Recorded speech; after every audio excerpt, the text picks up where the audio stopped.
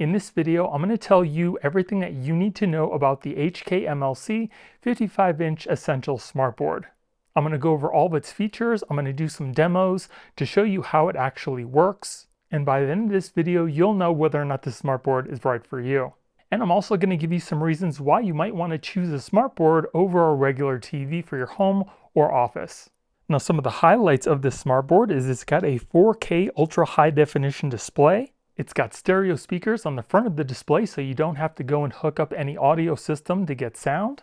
It's got 20 points of touch so you can have multiple people writing on the smartboard all at once. It's got annotation support. It's also made with a metal frame and an explosion-proof tempered glass. And it's also got fairly slim bezels. Now let's go over some of the specs really quick. The display is anti-glare and LED backlit. It's got 400 nits of brightness with a 5,000:1 contrast ratio. It's running Android 11 with a Cortex A55 CPU, 4 gigs of RAM, and a 32 gigabyte SSD for storage. And it's also got an 8 millisecond response time so you can use it for some regular gaming.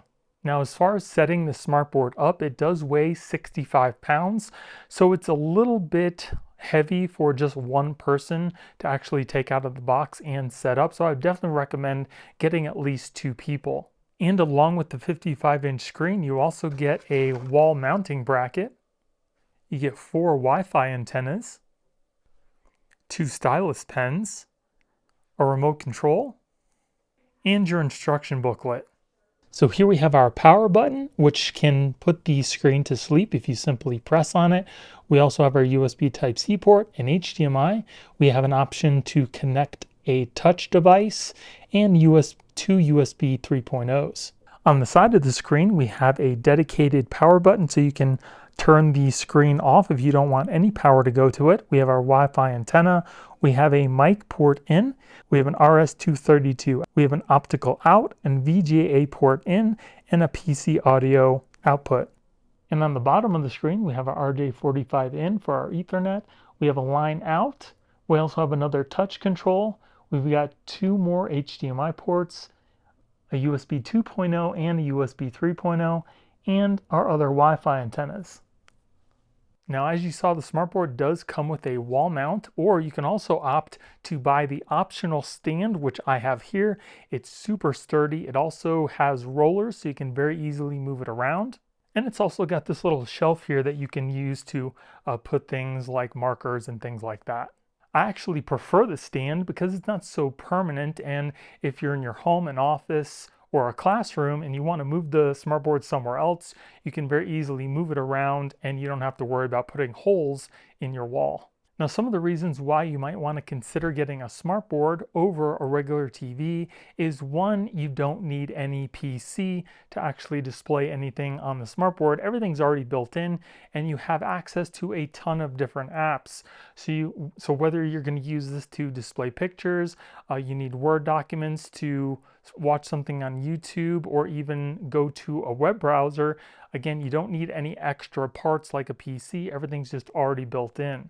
Another reason is the interactive capability. So not only does it act as a TV, but you can also, jot down some ideas, leave notes for family members, co-workers, and when you're done, there's nothing to clean up, just like a regular smartboard, and you don't have to worry about those permanent marks that those erasable markers sometimes leave. And if you have kids or you're in a classroom, it's really nice for kids to have a huge screen to actually interact with versus having a small 10-inch tablet or something like that. Another really huge feature about the smartboard versus a regular TV is if you have kids or you work with kids in a classroom, you don't have to worry about the kids coming up, banging on the screen, anything like that, and it getting damaged like a regular TV screen would. So now let's go into how the smartboard actually works. So when you first turn it on, you're going to see a screen somewhat similar to this. You can customize it a little bit, but for whatever these little 4 icons are here, you're not going to be able to customize them how you want or put custom icons and applications on the screen. What's here is pretty much going to be there. So we have our note, our file manager, screen share, and our browser. Up at the top right hand corner here, we do have our Wi-Fi. It's got Wi-Fi 6 built in. We have our wired LAN capability and also a hotspot. On each one of the sides of on each side of the smartboard, we do have these little bars here that come out. If you simply tap on them, we've got a back button, a home button, recent applications. We've got some applications that we use recently or frequently. You can kind of change those around. You can have only up to 3 different ones on the side here. This is all of your applications. We've got our annotate button. We also have our settings, and we have some more tools that aren't shown on here that we'll go over in just a minute. Now you can also bring up this little square here that you can move around, and this has some quick options here that you can also change around: our home, whiteboard settings, annotation, recent tasks, and the back button.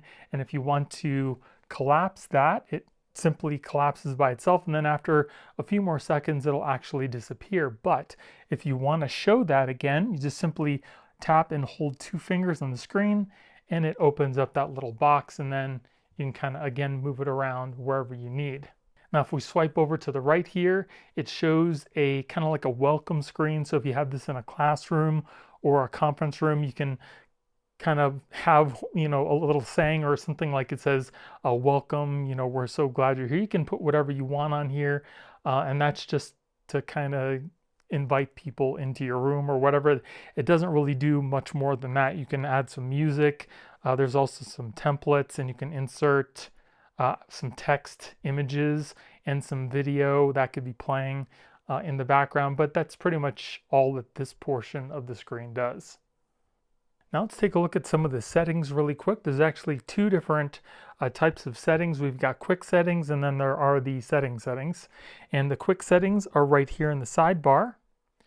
If you take a look, you can easily switch between the Android system, the HDMIs, the USB Type-C, and the VGA just by simply tapping on one. It'll change the input really quickly. We also have our volume down at the bottom here. We also have our brightness, which I have up all the way. We also have our eye care, which turns on a blue light filter. We also have some audio settings here. You can change the volume, bass, treble, balance. We can turn on our mute. We've got some presets here. You can go in and change your auto brightness. We can also save some energy with that. Our display settings here, the brightness, contrast, hue, and sharpness. This is, you can change this when you have things plugged in to the display itself. Right now, everything is already set and you cannot change that. But you can change the color temperature. I typically like standard. And we've also got some adjustments here, again, that you can't change, I believe, unless you hook something else up to the screen. Now let's go into our regular settings. So here you have your Ethernet, Wi-Fi, your hotspot, and your Bluetooth. For personal, you can change the wallpaper. You have screensaver changes. You can set a lock password for the screen. We've got that floating tool that I showed you. You can move all around. You can also make the screen go to sleep just by putting 5 fingers on the screen, just like this. Then to wake it up, you just do the same thing.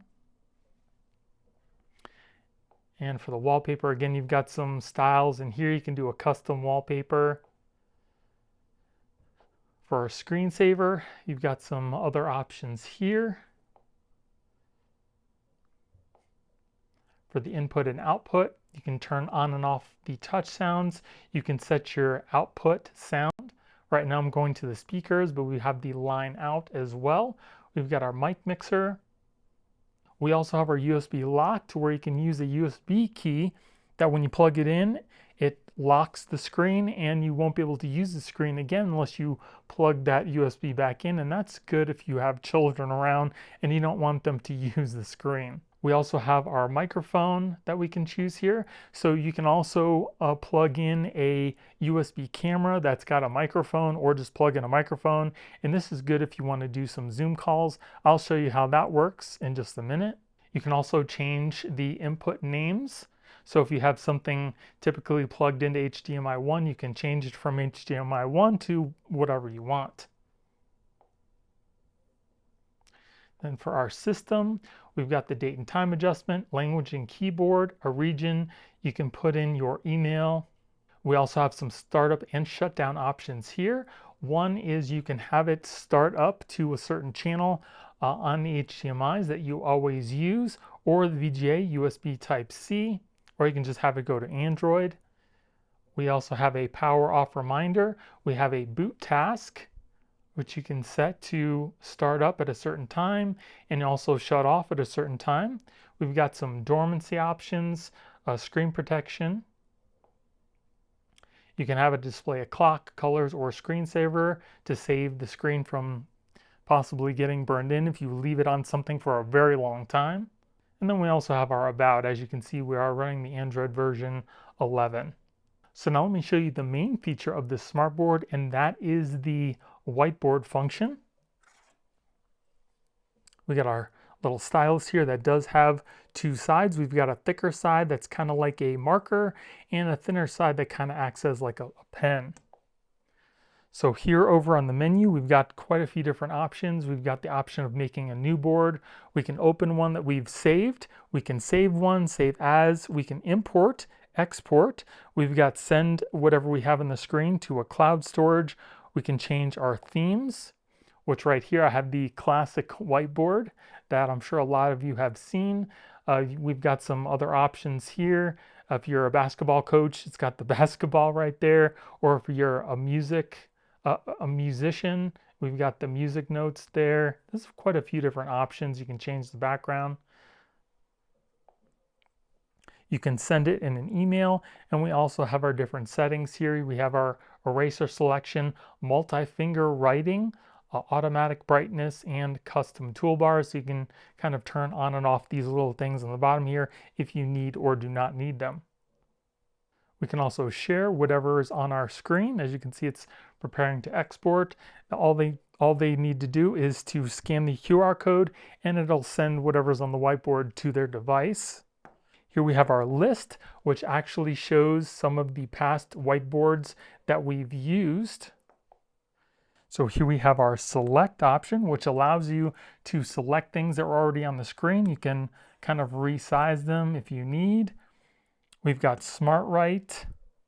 As you can see, it kind of decided that I wanted to say Doi instead of my name. We can do a search, we can flip it.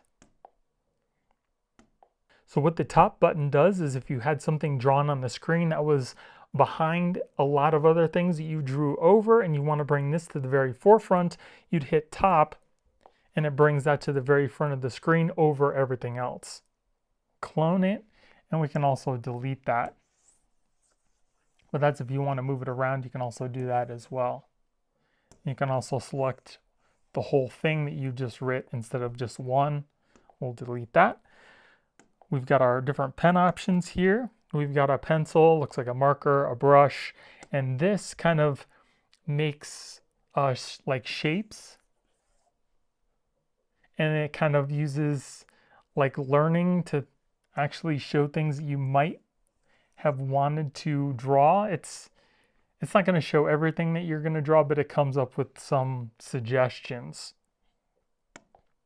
We also have the different color options here. You can make the pen size bigger and smaller if you want. And you can also change what each side of the pen does too as well. We've got the thicker side here and the pencil side here, so you can have those actually do a couple different things. So we'll make the bigger side do a blue, and then we'll do the smaller side a red. So if I use the regular pen, as you can see, it's writing in red, and then if I flip it around, it actually does blue. So if you need to use two different colors, it's a pretty quick way to do it. And you can also use your finger as well. It's just not going to know, what side you wanted the colors to be. You can also erase the board with the back of your hand.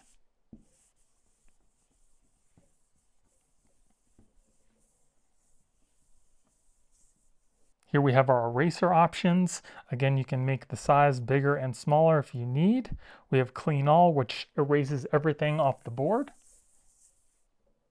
Clear All, very quick. We also have ruler options. We have the kind of protractor here, which allows you to make, perfectly aligned angles.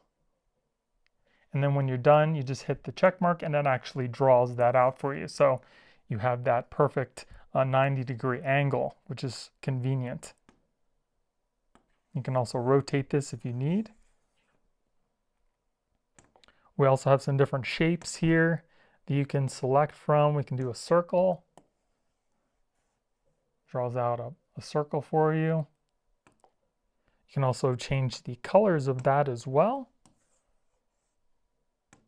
We also have some 2D and 3D options. So we'll do a little cylinder, and it'll make that 3D cylinder instead of you having to actually draw it out. We also have a partition in case you have like 3 different things that you want to draw on the screen, or if you have 3 different people wanting to draw on the screen, they each have their own section. And the nice thing is you cannot draw over into somebody else's section. It only stays in the little section that you have. So again, you don't have to worry about anybody drawing in somebody else's space. It won't go past that little portion once you start drawing inside your space. And as you can see on the bottom here, they also have their options of different colors and sizes for their pen. We also have a table option, so you can make kind of different tables very quickly, just like that. And then once you draw on them, it kind of resizes to make whatever you drew fit inside that one little box that you had. So even if you go out of it, it'll resize that box to fit whatever you just drew in there. We also have a mind map, so you can kind of draw things in here as well. And then these boxes will do the same thing as before. It'll kind of resize so you can put whatever you had in there, make it fit. And we'll change our pen to that there. And you can see that it kind of notices what you were trying to write, and it puts it on here and then fixes it so everybody can easily see what you wrote instead of looking at chicken scratch. We also have the option for sticky notes. You can make it say whatever you want, and then it puts it off into the corner of the screen there. And you can also change the color if you really want to as well. We also have our preview option, which allows you to move around whatever is on the board very easily. And you can also resize it as well, just by kind of moving your fingers apart and closer together. We also have our grid here, which you can use to write things in. It'll kind of adjust its size to whatever you're writing here and kind of try to figure out what you were trying to write, and again correct it so it looks nice and clean. And you can also kind of move that around if you need to as well with the preview, and then just continue writing on the rest of the screen. We also have our undo and redo options. So if you were to write something on the screen that you didn't want there, you want to kind of take a step back, you can always hit the undo or redo, put that back. We can add some pages as well in case you want to continue writing on the screen and not have to erase everything. It'll save the last page or prior pages that you did, which we have here, and it just adds another one. And you can also very quickly go to each page by clicking on the page number and just selecting which one you want. And as I said before, this screen can have up to 20 points of touch at the same time. So you can have 20 fingers touching the screen and drawing all at the same time while in this particular portion of the whiteboard. So if you have, 20 fingers, you can see how they all write on the screen at the same time. And that's pretty much it for the whiteboard. So let's go back to our main home screen. We'll click on the file manager, and this is good if you have things saved inside the Smartboard, or if you actually have a SSD or a hard drive or something connected to the Smartboard and you want to search for files, you can also do that as well. You use that here. We also have the cloud drive option. If you're logged into OneDrive or something like that, you can also use that. But for this, you just simply double click and go into the folders like you would on a PC. So if you have, movies, music, pictures, things like that, you can kind of search for those in here. Now, even though the Smartboard only has 32 gigs of storage, you can easily hook up a USB flash drive that has all your files on it, and you can use your USB Type A or USB Type C. So we'll plug in that drive into the front of the Smartboard, and then we'll go into our file manager. You'll see that the drive will show up on the left-hand side, right above the cloud drive. And then you can very easily just double click on any of the folders you want to go into to see your files. You can also switch to the internal storage or go right back to the external drive that you just plugged in. Then as far as the screen share goes, if there's a whole bunch of people in your classroom or a conference room and they want to show you things on their device on this screen, they can easily do that with this eShare. And it's also very easy to use. So all anybody has to do is to take their device, open up their camera, scan the QR code down at the bottom, and it'll open up the application if you already have it installed, or it'll take you to the App Store so you can download it. Then once you're in the application, all you need to do is to click on the eShare that you're trying to get to. You can share your screen. We can also show some photos, videos, documents. You can also use the camera of the phone to display on the screen as well. But for now, let's do our screen share. We'll start broadcast, and it'll start right on the screen there. So now you can see what's broadcasted on my device. And it's also really smooth. Anything that you show on the screen here will show up right on the Smartboard. So another really cool feature is you can have multiple people casting at the same time on the Smartboard. So here, as you can see, I'm casting my iPhone, and I'm going to cast my iPad at the same time. So here, as you can see, it's now showing what's on my iPad. And we also have my iPhone over on the other side. And you can have up to 9 screens showing all at the same time. And then the browser is just that. It's just simply a web browser. You can also install Chrome or any other web browser you would want to use if you don't want to use the one that's built in.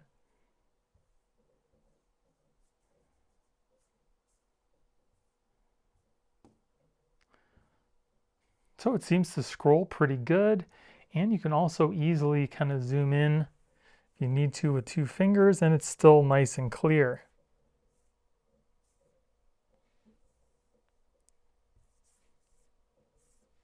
Now again, back to the sidebar here. Again, if you want to look at all your recent applications, you can hit the Recents button. You can see all the applications that we've been using. And you can also close them out just simply by pressing on the little X there, and it'll shut it out.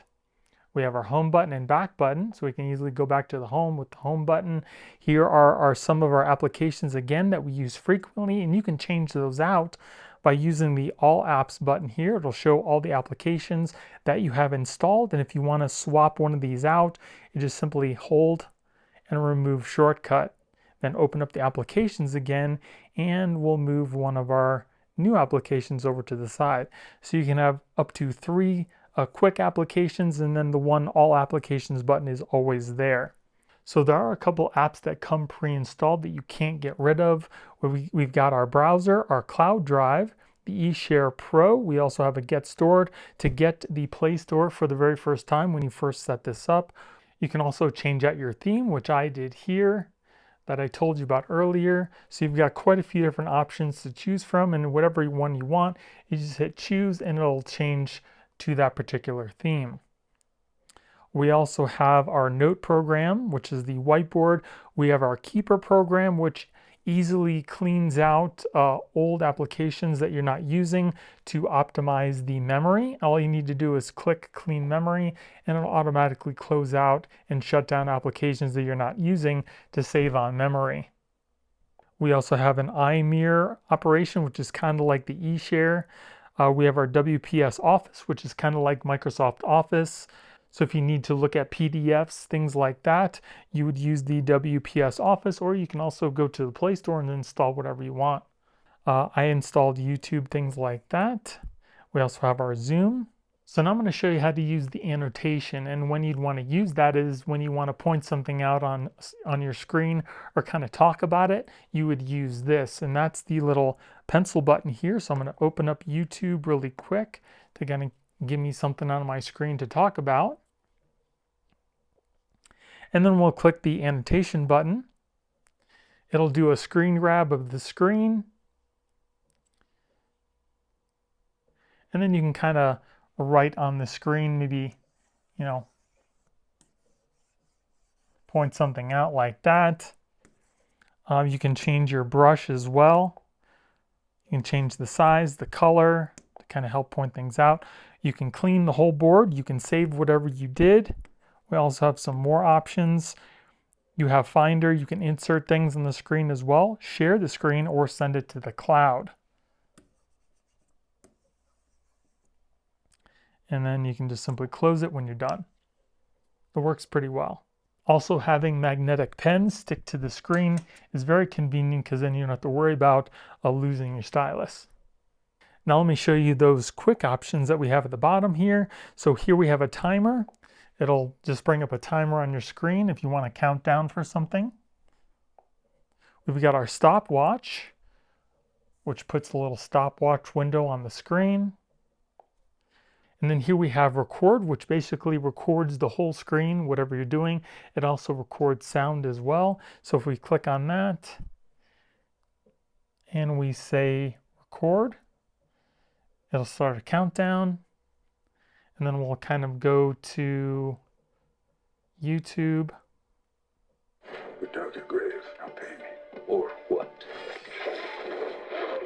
Pause that, and then we'll stop the video recording. We'll say open Finder. It'll open where we have the video saved, and then we can watch it again. Video player. So there's our home screen. Here's me opening up the side here, going to YouTube. There's YouTube, and we scroll up. And then we'll click on that video. Nope. Then we'll open up that video.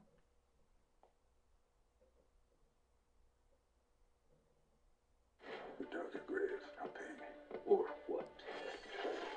So as you can see, it did record the sound as well as the video too. So that's pretty nice. We also have freeze, which basically just freezes the screen that you're on. We also have a crop option. We can also do split screen. So if you want to have, say, your browser open on one side and your Finder or Keeper open on the other, you can do that too. You can also make the screen kind of swap, or you can close one out. And you can only have a max of 2 things open at a time, so that's that. You can also go to your camera to take pictures if you happen to have your camera connected to the Smartboard. We also have a poll kit where people can kind of cast votes for things. Like I said, if you're in a conference or a classroom and you want your kids or coworkers to vote on something, they can use this. You can create the vote code, which is a QR code. They'll scan that with their device and they can easily vote anonymously or put their name to whatever, and it'll go right into that back to the voter. We also have a file transfer we can go into, and if people want to send pictures, things like that, directly to the Smartboard from their device, they can also easily do that too, just by scanning the QR code. And everything, all the documents and everything you'll see come up on the screen here. So here I've scanned the QR code. This is pretty much what it's going to look like. I can send a picture. I'll take a photo of the screen. We'll say use photo, and it'll send that right to the Smartboard. And as you can see, the image is showing up right there, and there it is. It works pretty well. We also have a calendar option that brings up a calendar with all the to-do things. Close that out or move it around if you want.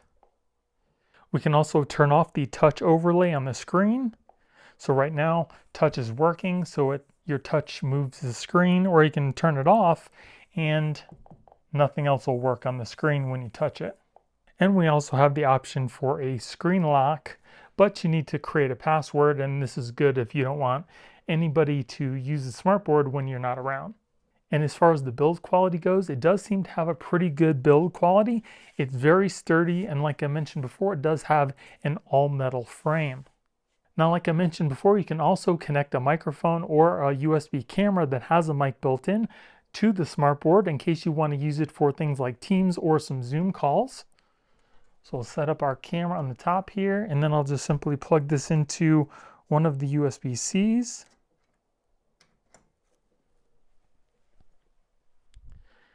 And then we'll go into our Zoom.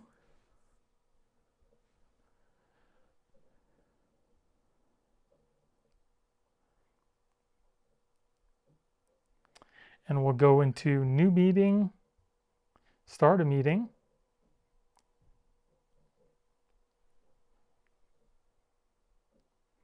And you can see my camera here.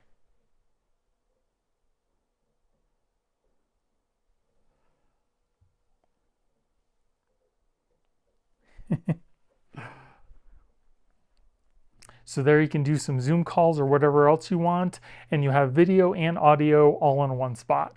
You also have the option to go into your quick settings. Again, go back into that camera. It'll display the camera here, and you can take some pictures.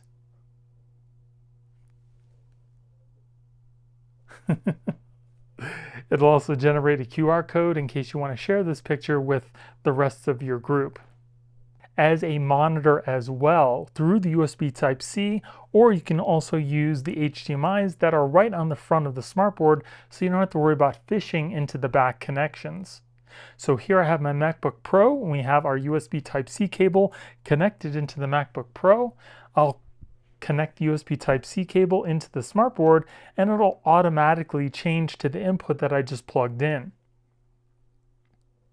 So here, as you can see, this is my screen. I can either have whatever I have on my MacBook mirrored onto the screen, or I can actually use it as two screens. Like you can see here, I've got a different screen on my MacBook Pro versus what's on the main screen, and this can all be displayed in 4K. And then when you unplug it, it can go back to the Android portion of the smartboard. And you can also do the same thing with an iPhone that uses USB Type-C. Just plug in that cable into your iPhone, and it'll mirror whatever's on your iPhone as well.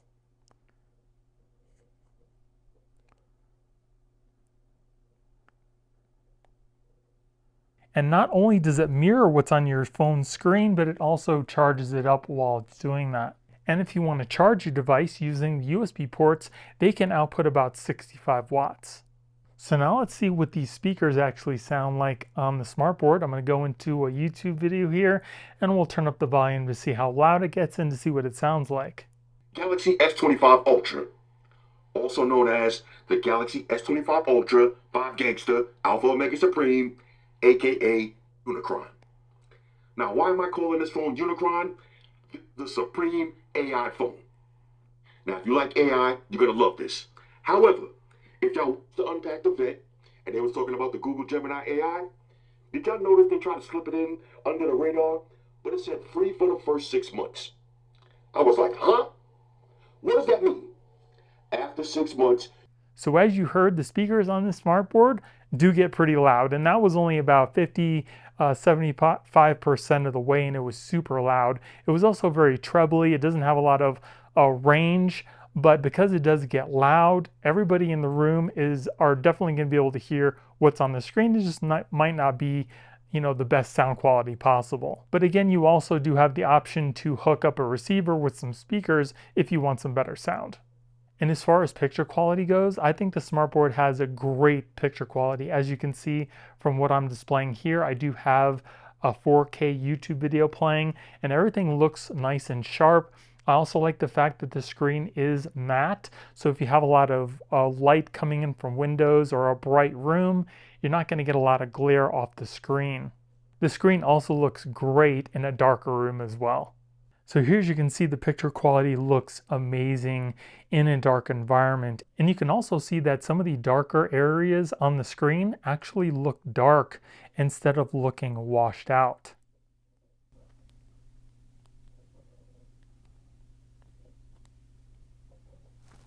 As far as picture quality goes, I think the Smartboard has a beautiful picture, especially if you're displaying things in 4K. As you can see from the videos playing here, the picture looks absolutely amazing, and I think it even looks a lot better in a darker environment. And if we take a look at some video of the moon, you can kind of get an idea of what the contrast ratio looks like. It actually looks darker to me in real life versus it being a little bit more washed out. You can see how dark the black areas of the screen actually are, and they're not super washed out like some other monitors.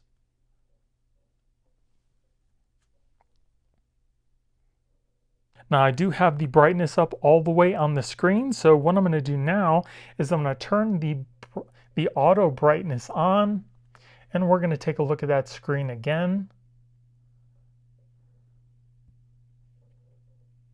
So it's turning down the brightness. I'll show you what it's at right now. So as you can see, it's a little bit less than halfway down on the brightness. So we'll go back to another video of the moon so you can kind of see what the contrast looks like now that we've turned down some of the brightness. So again, looking at this moon video, I really don't see much of a difference. The darks of the screen look pretty dark. There's only a very slight hint of like a gray washout. I don't know if you guys can tell from this screen here, but it looks pretty dark.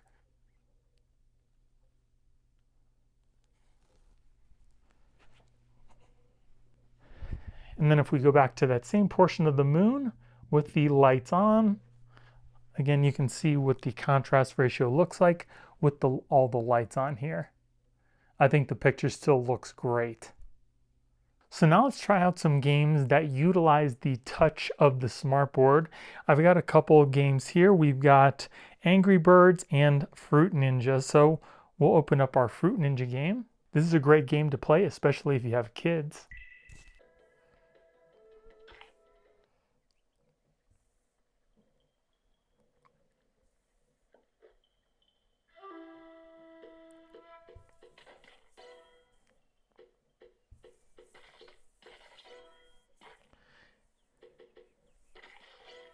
And you can also use all of your fingers.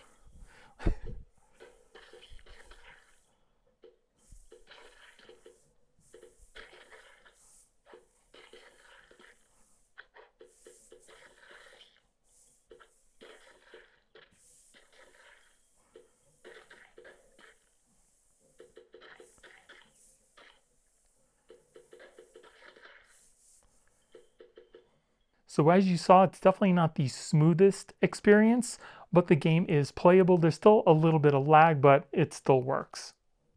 And then we'll try out our Angry Birds.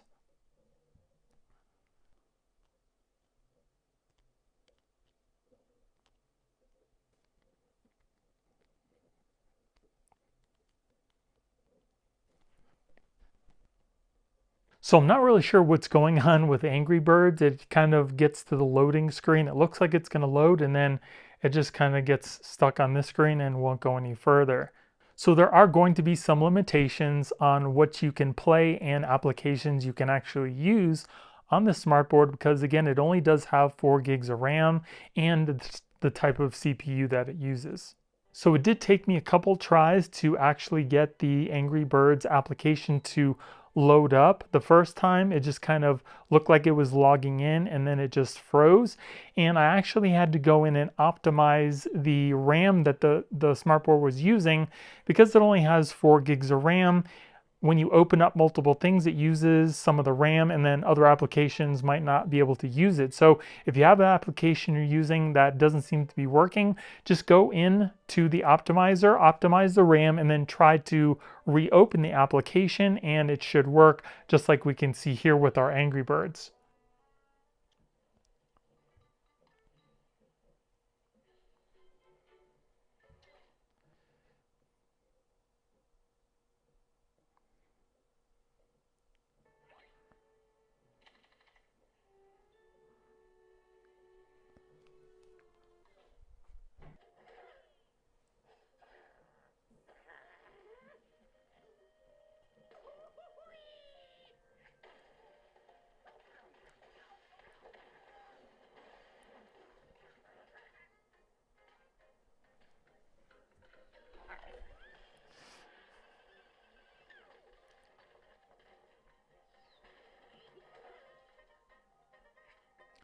And then we also have Google Maps.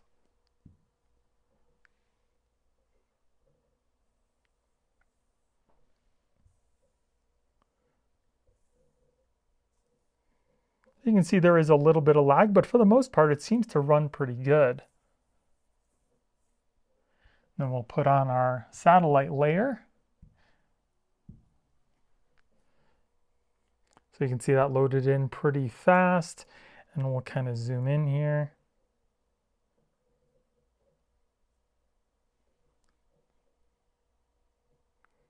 And not too bad either. There is just a slight bit of lag, but for the most part, it runs pretty good.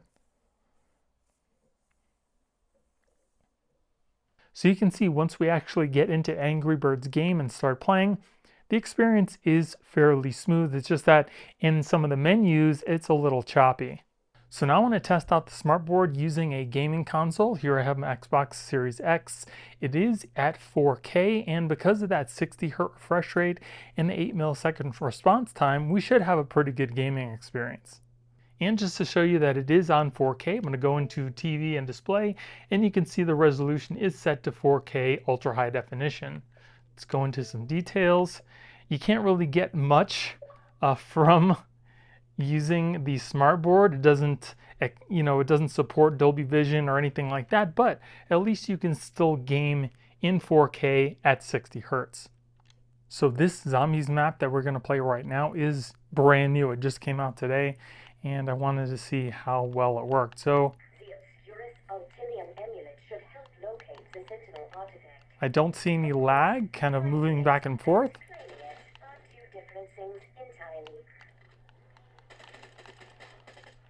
Well, I've got a magic amulet and a shitload of bullets. What could possibly go wrong? Seems to be very responsive with the controller. The picture looks great. And because of that anti-glare screen, you won't get any glare again if you have this in a brightly lit room.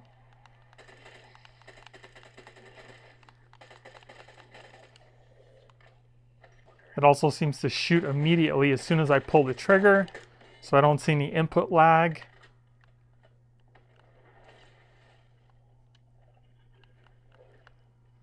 This place has been shunned by locals for years. Even the syndicate avoids it. Some say it rains blood there. And here's me without my umbrella. Oh, my small ones.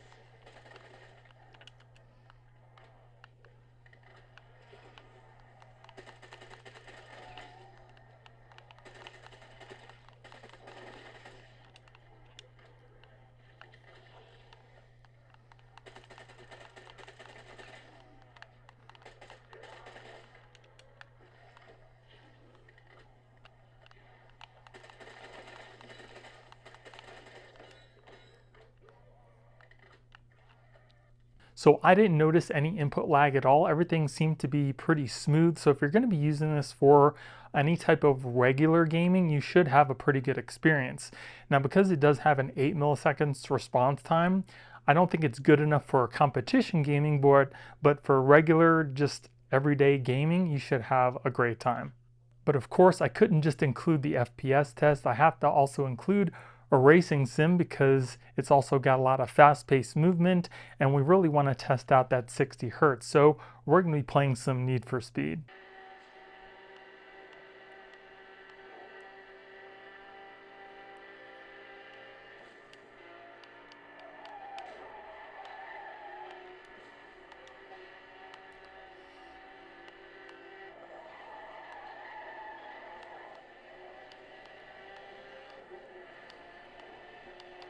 Oh,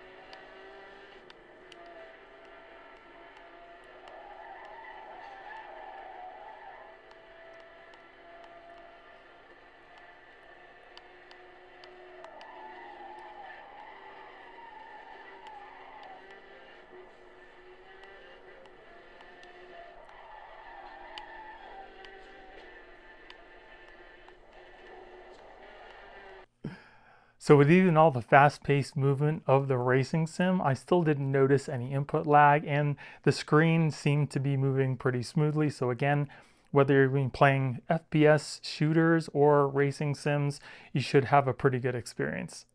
So as you saw from the video, the Smartboard has a lot of different things it can do. It also does have some limitations, but as far as the things that I like about the Smartboard, it's got a really great build quality. It's very easy to use.